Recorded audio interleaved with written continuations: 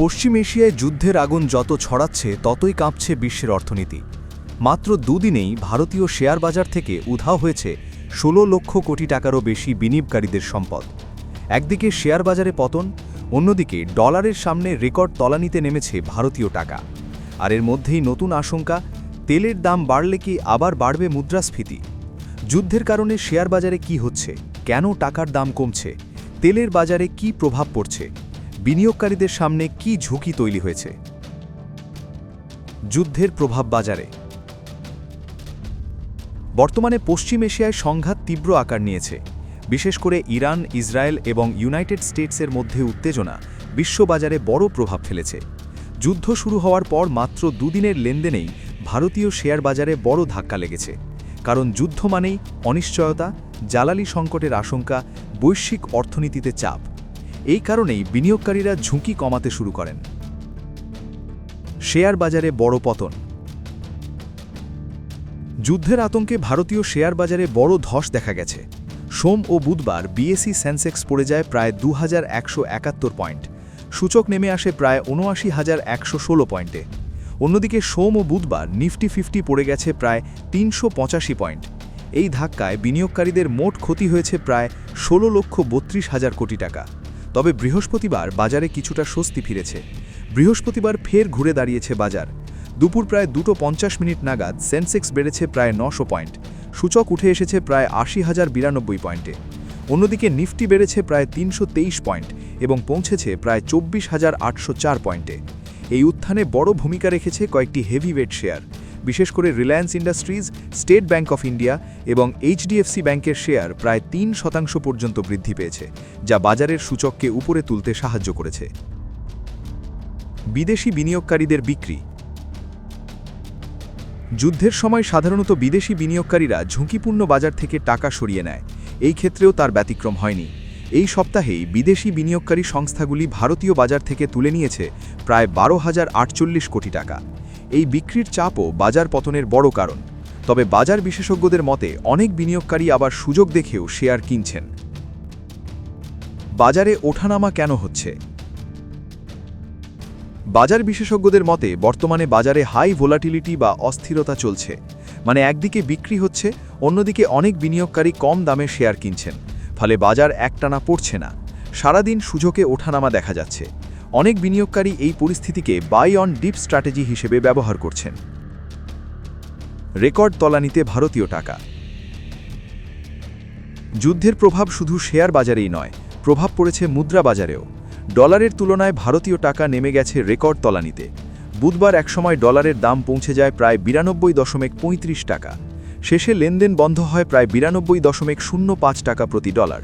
এর আগে কখনো এতটা দুর্বল হয়নি ভারতীয় মুদ্রা। তেলের বাজারে নতুন সংকট। বিশেষজ্ঞদের মতে যুদ্ধের কারণে বড় সমস্যা তৈরি হতে পারে জ্বালানি বাজারে। বিশেষ করে স্ট্রেট অফ হরমুজ বন্ধ হয়ে গেলে তেল সরবরাহে বড় সংকট তৈরি হতে পারে। বর্তমানে আন্তর্জাতিক বাজারে অপরিশোধিত তেলের দাম প্রায় $৮৪ প্রতি ব্যারেল। ভারতের মতো তেল আমদানি নির্ভর দেশের জন্য এটি বড় চাপ, কারণ তেলের দাম বাড়বে, আমদানি খরচ বাড়বে, মুদ্রাস্ফীতি বাড়তে পারে। সোনার দাম কেন বাড়ছে? এই পরিস্থিতিতে নিরাপদ বিনিয়োগ হিসেবে সোনার চাহিদা বাড়ছে। বিশেষজ্ঞদের মতে যুদ্ধ, মুদ্রাস্ফীতি এবং সুদের হারের অনিশ্চয়তা সব মিলিয়ে সোনার বাজার শক্তিশালী অবস্থায় রয়েছে। অনেক কেন্দ্রীয় ব্যাংকও এখন বেশি করে সোনা কিনছে, ফলে সোনার দাম দ্রুত পড়ে যাওয়ার সম্ভাবনা কম। পশ্চিম এশিয়ার যুদ্ধ এখন শুধু রাজনৈতিক সংকট নয়, এটি হয়ে উঠেছে বৈশ্বিক অর্থনৈতিক ঝুঁকি। শেয়ার বাজারে পতন, টাকার দাম কমা, তেলের দাম বাড়ার আশঙ্কা সব মিলিয়ে আগামী দিনে বাজারে অস্থিরতা আরও বাড়তে পারে। তবে অনেক বিশেষজ্ঞ মনে করছেন যদি যুদ্ধ দ্রুত থেমে যায় তাহলে বাজারও ধীরে ধীরে স্বাভাবিক হয়ে উঠতে পারে। ব্যুরো রিপোর্ট, আর+ নিউজ।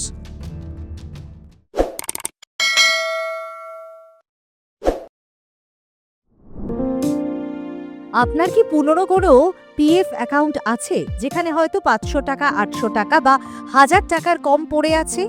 আপনি চাকরি বদলেছেন, অ্যাকাউন্ট ট্রান্সফার করেননি, আর সেই টাকাটা হয়তো বছরের পর বছর পড়ে আছে? তাহলে এই খবর আপনার জন্য, কারণ employees provident fund organisation EPFO একটি বড় সিদ্ধান্ত নিয়েছে। 7.11 লক্ষ ইনঅ্যাক্টিভ অ্যাকাউন্টে পড়ে থাকা টাকা এবার সরাসরি গ্রাহকদের ব্যাংক অ্যাকাউন্টে পাঠানো হবে। কোনো ফর্ম নয়, কোনো আবেদন নয়, কোনো অফিসে যাওয়ার দরকার নেই। কিন্তু কারাই সুবিধে পাবেন? ইনঅ্যাক্টিভ অ্যাকাউন্ট কাকে বলে? টাকা কিভাবে ট্রান্সফার হবে যদি অ্যাকাউন্ট হোল্ডারের মৃত্যু হয়ে থাকে? আর ইপিএফও 3O কি আনতে চলেছে, কি ঘোষণা করা হয়েছে? শ্রম ও কর্মসংস্থান মন্ত্রক জানিয়েছে 7.11 লক্ষ নিষ্ক্রিয় ইপিএফও অ্যাকাউন্টে মোট 30.52 কোটি টাকা পড়ে রয়েছে। এই অ্যাকাউন্টগুলিতে ব্যালেন্স রয়েছে 1,000 টাকা বা তার কম। এই টাকাই ফেরত দেওয়া হবে সরাসরি আধার লিঙ্ক করা ব্যাংক অ্যাকাউন্টে। কোনো আলাদা আবেদন লাগবে না। ইনঅ্যাক্টিভ অ্যাকাউন্ট কাকে বলে? অনেকেই জানেন না কখন ইপিএফ অ্যাকাউন্ট নিষ্ক্রিয় হয়ে যায়। নিয়ম অনুযায়ী 36 মাস অর্থাৎ 3 বছর যদি কোনো কন্ট্রিবিউশন জমা না পড়ে তাহলে অ্যাকাউন্ট ইনঅ্যাক্টিভ হয়ে যায়। এছাড়াও চাকরি পরিবর্তন করে ট্রান্সফার না করলে, অবসর নেওয়ার পর টাকা না তুললে, কম ব্যালেন্স থাকলে অ্যাকাউন্ট দীর্ঘদিন নিষ্ক্রিয় হয়ে থাকতে পারে। টাকা কিভাবে ফেরত দেওয়া হবে? এবারে আসল প্রশ্ন, টাকা কিভাবে পাবেন? ইপিএফও জানিয়েছে আধার লিঙ্ক করা ব্যাংক অ্যাকাউন্টে সরাসরি ট্রান্সফার, কোনো ফর্ম লাগবে না, ইপিএফও অফিসে যেতে হবে না। মানে এটি এক ধরনের অটো ক্রেডিট প্রসেস। যদি আধার এবং ব্যাংক ডিটেইলস আপডেট থাকে তাহলে টাকা সরাসরি জমা হবে। যদি অ্যাকাউন্ট হোল্ডারের মৃত্যু হয়ে থাকে, যদি ইপিএফ গ্রাহকের মৃত্যু হয়ে থাকে, সেক্ষেত্রে টাকা দেওয়া হবে আইনগত উত্তরাধিকারীকে। নমিনি আপডেট থাকলে প্রক্রিয়া সহজ হবে। এখানে গুরুত্বপূর্ণ, অনেক পরিবার জানেই না পুরনো পিএফ অ্যাকাউন্টে টাকা পড়ে আছে। এই সিদ্ধান্ত তাদের জন্য বড় স্বস্তি। কেন এত অ্যাকাউন্ট নিষ্ক্রিয়? ভারতে চাকরি বদল খুব সাধারণ বিষয়। অনেক সময় ইউএএন তৈরি হয়, পুরনো অ্যাকাউন্ট ট্রান্সফার করা হয় না, সামান্য টাকা পড়ে থাকে, ফলে লাখ লাখ টাকা ব্যালেন্স জমে যায়। এই 7.11 লক্ষ অ্যাকাউন্টে মোট টাকা 32.52 কোটি, মানে গড়ে প্রায় 400 থেকে 500 টাকার মতো ব্যালেন্স। ছোট অঙ্ক হলেও মোট অঙ্ক বিশাল। ইপিএফও 3.0 বড় আপডেট আসছে। শুধু এই সিদ্ধান্তই নয়, আগামী অর্থবর্ষ থেকে চালু হচ্ছে ইপিএফও 3.0। এতে কি বদলাবে? পিএফ ক্লেম সেটেলমেন্ট হবে মাত্র 3 দিনে, টাকা তোলা হবে আরও সহজ, প্রক্রিয়া হবে ডিজিটাল। বর্তমানে অনেক সময় ক্লেমে দেরি হয়, নতুন সিস্টেমে অটোমেশন বাড়ানো হবে। এটি ইপিএফ এর আধুনিকীকরণের বড় পদক্ষেপ। আপনার এখন কি করা উচিত? এই খবর শোনার পর আপনার ইউএএন অ্যাকাউন্ট লগ ইন করে দেখুন পুরনো পিএফ অ্যাকাউন্ট আছে কিনা, আধার লিঙ্ক আছে কিনা, ব্যাংক ডিটেলস আপডেট আছে কিনা।